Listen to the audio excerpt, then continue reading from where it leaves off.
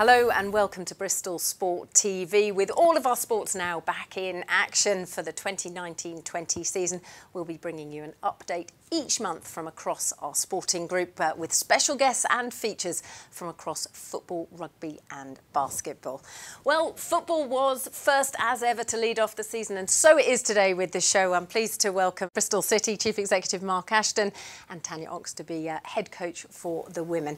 And a bit later in the programme as well, we'll be hearing from Bears star Jordan Crane, former England international, and he'll be talking all things club, country and just a little bit of rivalry with the Flyers player Lewis Champion.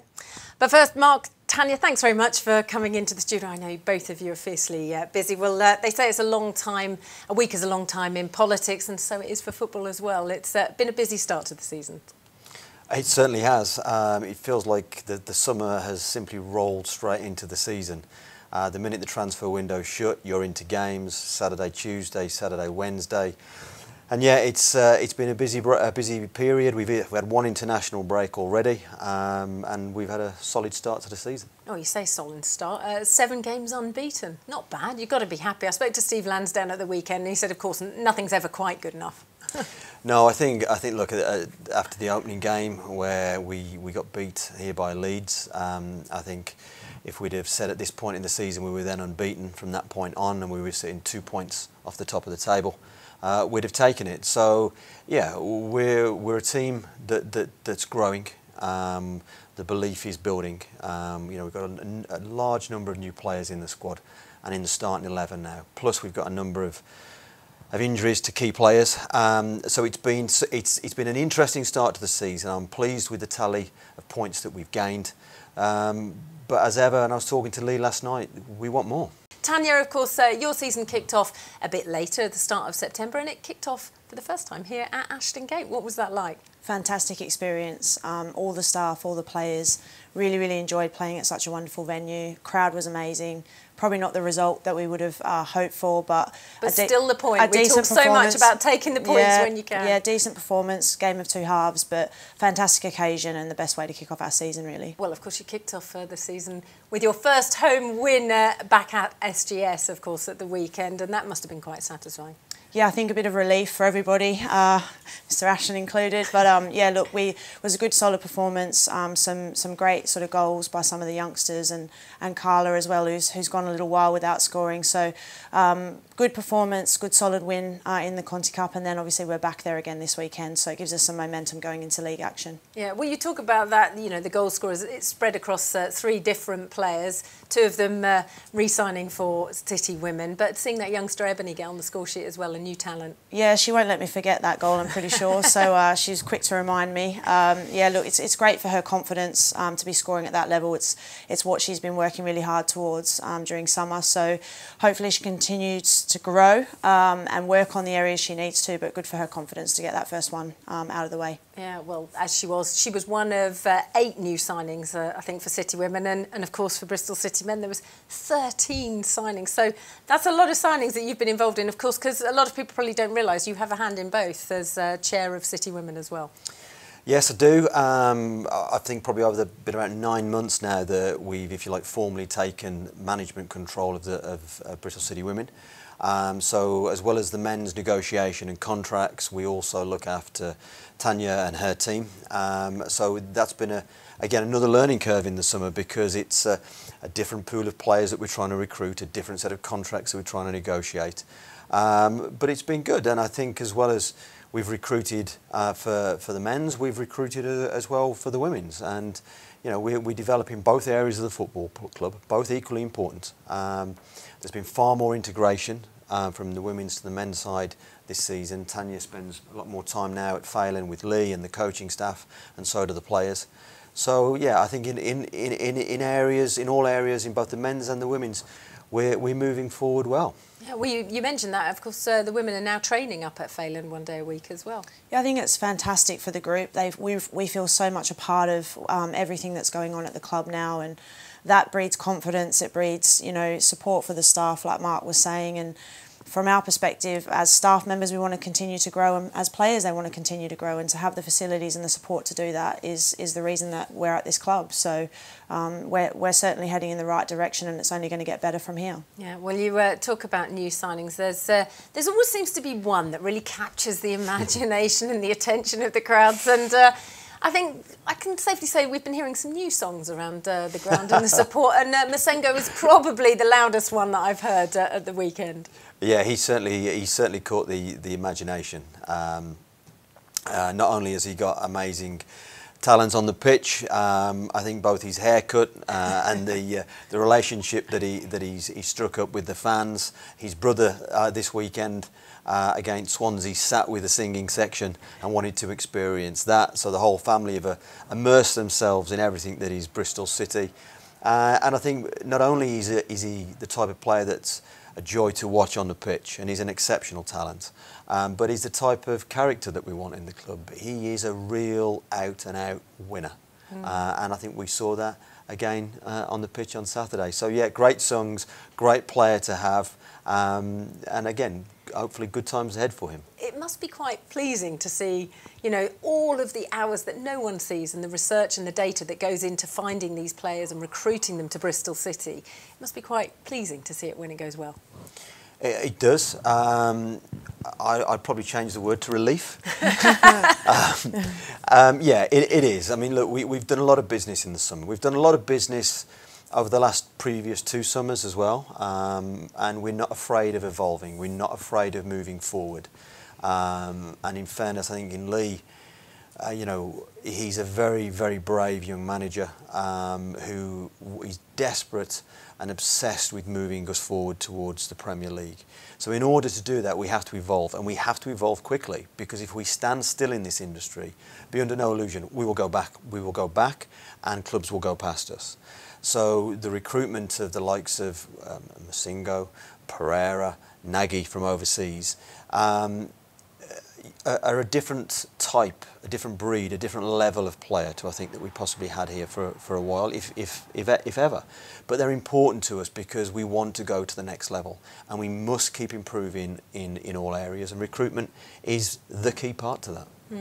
We talk about always moving forward. I know, Tanya, last year was your first full season in charge, and a fantastic season to finish up in 6th. What are the ambitions for this season? Because it's tough as well. At the very start, of course, you had the Continental Cup at the weekend, then it's flip-flopping between that and the league. We want the games to continue to flow, and what that does, the Continental Cup gave us an opportunity to play some of our youngsters, and they played really, really well, and they're getting game time, and that's a credit to them. But we've got a number of injuries at the moment as well, so to be able to give them minutes in that competition with the view that they may need to play minutes in the league is great for us. We want to win every single game that we play, but it's also about their development and making sure that they you know, progress individually and then contribute to the group. So, you know, we want to win, like I said, we want to win every game we play, and we were building last week towards this week. We're always looking one game ahead. So, you know, we're in a great place, which is a lot better than kind of where we were this time last year. So that's a relief. I think that word comes back to mind for me as well. Yeah, well, you talk about that. I know I spoke to you just after the Everton game, and I'm always slightly fearful talking to a coach off the back of a loss, because you never quite know what to say. But actually, you were very buoyant about that in terms of, aside from the actual final result, you were pleased with that flow and how the players had actually played. You were kind of like, actually, it's the best that they played so far this season. And that's a massive progression. You know, last year we were, you know, by all accounts, we were surviving a lot. And this year it's about making sure that we control the game with the ball. And that's going to take a little bit of time, but the signs are really, really positive now. We played some really good stuff against Everton, but we let ourselves down with a couple of individual errors. So 2 great strikes as well. Sometimes you can't sort of factor that in, but from our perspective, we're heading in the right direction. We're controlling the game a lot more, which is what we want to do. And now it's going to be a really good challenge against some of those big top teams to see if we can do it under a lot of pressure. Yeah, of course, a cup run is always nice, but it is back to the league this weekend for you guys, and you take on Chelsea. Yeah, big task, that one. We've done it before. You know, we got points off them last year. They're a great side. They've got a lot of depth, a lot of attacking firepower, if you like. So really important that we get the tactical side of it right, and that the players are able to execute for a full 90-minute performance, which we probably haven't had so far this season. And Mark, another long journey on the road. There's a lot of miles chalked up in the Championship, aren't there? There is, yeah, long journey to Preston. And again, you know, we've had good results on the road, so we'll be looking to perform well. Away support will be absolutely key. The away support again this season so far, such as Stoke a couple of weeks ago, has been absolutely fantastic. So I'd encourage fans to get on the road, get behind the boys. It is always tough at Preston whenever we go there, so we will need every ounce of support and togetherness we can to try and get a result. Well, let's hope you do. Mark, Tanya, thanks very much for coming and joining us. Best of luck for the rest of the season. And, of course, tickets available online for City Women's game against Chelsea this weekend as the Women's Super League returns to SGS. 3 o'clock kick-off, and you can buy your tickets online. Well, Mark, Tanya, very best of luck for the rest of the season. And if you want to catch more with Mark Ashton, he's been talking exclusively to Robins TV this week on the twists and turns of the transfer window. So head over to Robins TV to catch that feature interview in depth. Now, for City, they might be well underway with their seasons, but 3 of our teams only kicked off their 1920 campaigns just this weekend. And one of them is Bristol Bears, and I'm pleased to say that Jordan Crane now joins me in the studio. A quick change over there from Mark and Tanya. Jordan, welcome. Thank you. And I'm sure pretty much itching to get back to business, the teams were, of course, this delayed start to the campaign with the World Cup. Yeah, obviously it's always a funny one when the World Cup comes around because pre-season's always extended, and then this year they've flipped the Prem Cup games into in before the Premiership starts, so a lot of teams are using them as their pre-season friendlies, so they're looking to mix up the squads and try new things out. And you probably saw that on Friday night, that it wasn't necessarily all our first team guys, it was a mix between the two. So it was a good game for us to get our first hit out, but disappointing to get the loss. Yeah, of course, 24-12 loss, but as you say, some youngsters really getting on the sheet, notably 4 academy players. Yeah, no, they've trained really hard with this all the off season. You know, so to see the likes of Jack Bates, Harry Ashall having to get the day off school to be on the bench, you know, it's just great experience for them.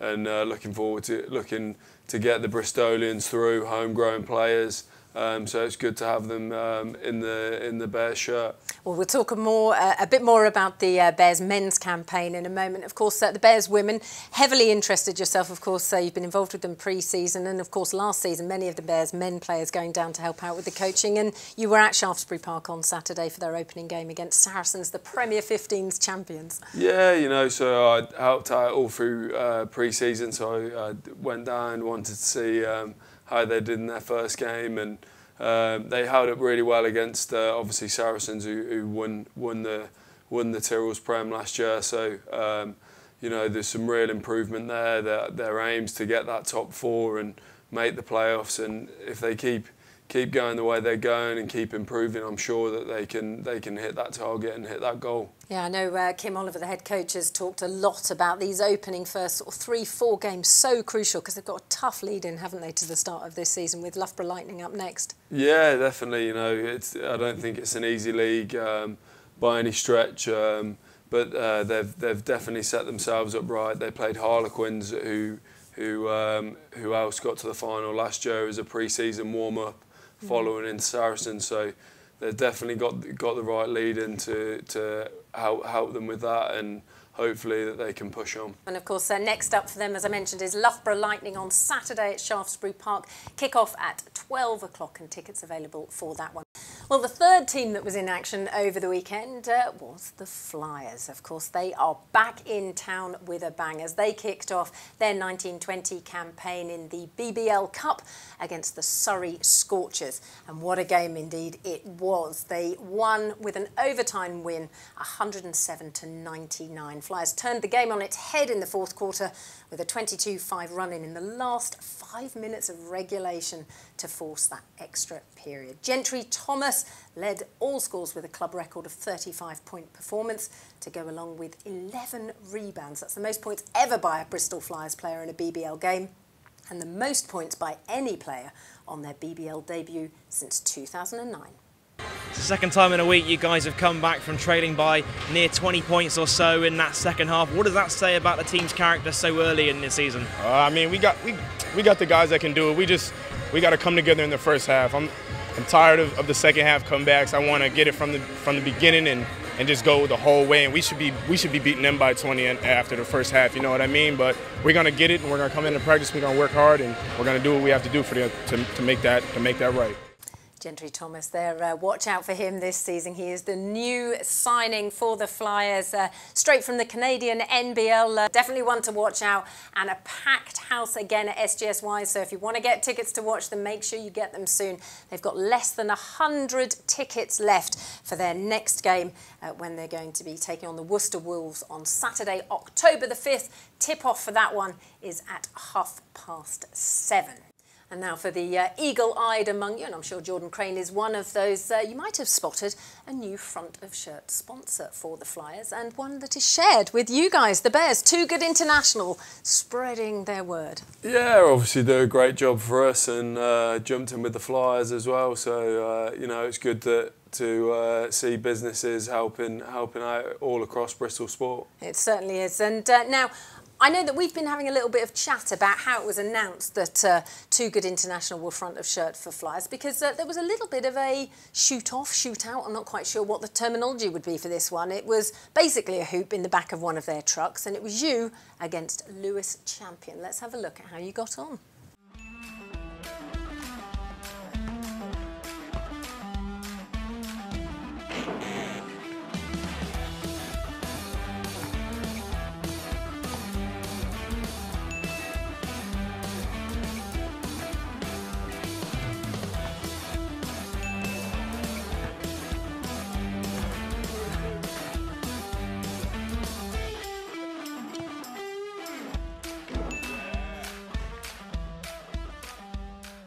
I think that's just showing off, isn't it, really? Now, was it harder with a rugby ball? Because it actually looks like it could be harder with a rugby ball than a basketball, that one. Yeah, of course, it was a lot harder.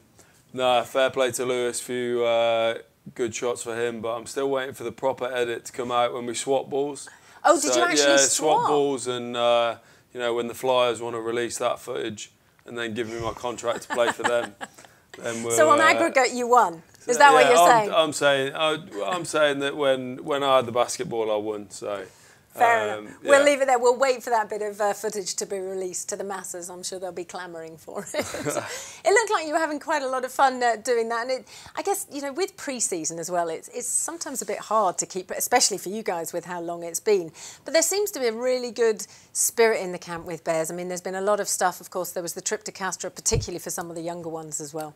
Yeah, no, I think one of the big things since Pat got here, he drove culture as being a family and the way that we all connect together as a team, you know, the way we interact with each other. And, you know, I think that's grown every single year since he's been here. And I think, as you saw with the in-depth sort of documentary that we put out for Castro, Johan Lloyd playing the piano with the sing along with the boys. Was that was totally spontaneous, wasn't it? Yeah, I think so. You know, and it just shows a young 18-year-old fresh out of school. You know, he's just fitted in so well. Same as the other young lads as well. Jack Bates absolutely fitted in brilliantly. So, you know, it's just great how tight we are as a group. Yeah, and of course it's been a very different pre-season this year, I guess, compared with last year, because last year was about a lot of different new players joining the squad and a lot of bedding in, whereas this year there's only really been a sort of real couple of notable star signings. Yeah, you know, I think to begin with, obviously Pat wanted to put his stamp on the squad and bring in the players that he wanted, and now I think it's about continuity for us and consistency. And we've added the star factor in the likes of Nathan Hughes, who's a massive ball carrier, gets over the gain line, so he'll have a big impact on our season. And then again, Dave Atwood, a world-class second row, who can really add some value to that position. And also he's got a lot of experience where he can add to our leadership as well across the team. We like to have leaders in all sorts of positions so we can manage a game. The coaches can't manage the game out on the pitch for us, so with the more experience that we have, the better we are when we're out there. You've mentioned Nathan Hughes there, of course. The Bears announcing the team early this week for that Gloucester Cup game here at Ashton Gate, and of course Nathan featuring. Yeah, obviously he plays my position, but I'm just as excited to see him play as everyone else. You know, he's looked really sharp in training. What that man can do for the size he is and how quick he can move is astonishing. So, you know, it'll be great to see him slip the Bears shirt on and see what he can do for us as a team. There's some real good young talent on show as well, but the likes of Sheedy and Pearce, how they took the Prem by storm last year, and rightly so, got the call up for England to play in that Barbarians game. They'll be looking to follow up this season, so it's their first opportunity, their first sit out on Friday night, and hopefully they can do the business. Someone that features heavily on your Insta timeline, naturally, is your son, but actually you're not his hero. No. His two favourite players, Callum Sheedy, Ian Madigan. He tells me that Sheedy's his coach. So yeah, what do us parents know? No, exactly. So I do nothing. It's all Sheedy. No, whilst he's not at school on Wednesdays, on days off, he comes in. He does some kicking with Mads, or tackling Sheedy, or tackling any of the boys he can get his hands on. So yeah, he just absolutely loves it. And you know, I think when they turned over to the Bears, I think it just really resonated with him. You know, that's all he wants to do. He wants to grow up and play for the Bears.